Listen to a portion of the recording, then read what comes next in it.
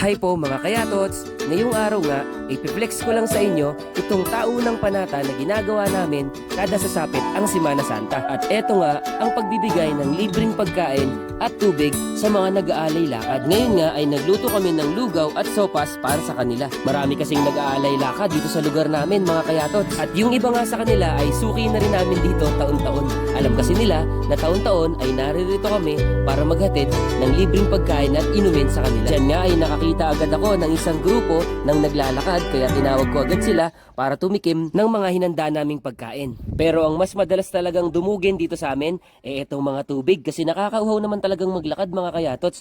Alam nyo ba kung gaano kalayo yung mga nilalakad ng mga yan? Inaabot lang naman sila ng 2 hanggang 3 oras sa paglalakad. Depende pa yun sa kung gaano karami silang beses hihinto. Kaya kailangan talaga nila ng tubig. At bukod nga sa pagkain at tubig, nagready na rin kami ng mga candy para sa kanila. Nakakatuwa nga kasi yung ibang mga nag-aalay lakad na dumadaan dito sa atin, nakikilala tayo mga kayatot. Nagugulat na nga lang din ako minsan, sasabihan ako, uy, di ba ikaw yung nagbabasura sa Korea? Syempre ang sinasagot ko naman ay opo, ako nga po yun. First time ko rin kasi na mag-Semana Santa dito sa Pilipinas. Last time kasi yung sa mga video ko, pamilya ko lang yung gumagawa nito. Nasa Korea pa kasi ako noon mga kayatots. Kaya ngayon nandito na ako, nakasama na rin ako sa pagbibigay ng saya sa mga nag-aalay lakad dito sa amin. Diyan ay ako pa mismo nag-volunteer na sabi ko ako naman ang magtatakal para sa kanila. Sobrang sarap lang din kasi sa pakiramdam na may nagagawa kang mabuti sa kapwa. Lalo na kapag nakikita mo silang masayang masaya sa ginagawa mo. Simple lang to, pero malaking tulong na rin para sa mga nauuhaw at nagugutom habang naglalakad. Actually kami rin mismo ng pamilya namin na i-enjoy namin to,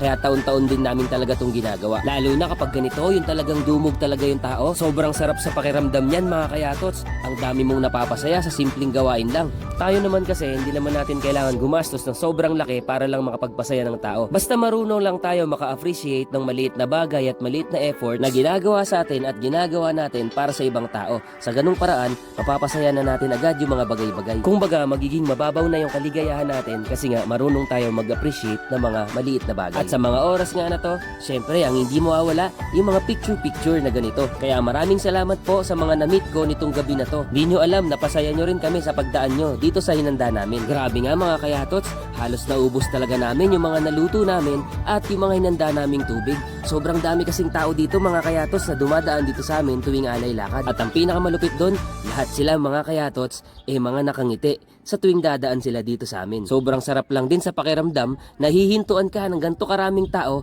para mag-share kayo ng good vibes sa isa't isa. At kahit nga gabing-gabi na, inaantay talaga naming lahat sila na makadaan dito sa amin bago kami umuwi. Kung minsan kasi meron pa rin naglalakad kahit alas 11 o alas 12 na ng gabi, pero inaantay pa rin namin sila. Gusto rin kasi namin na maubos lahat ng mga hinanda namin. At nakakatuwa din naman kasi taon-taon talaga ubos na ubos lahat ng mga piniprepare namin para sa kanila. Basta makita lang namin sila na ganito kasaya, okay na kami. Kaya sa susunod ulit daan ulit kayo dito sa amin mga kayatots. Yun lang, Happy Holy Week sa ating lahat mga kayatots.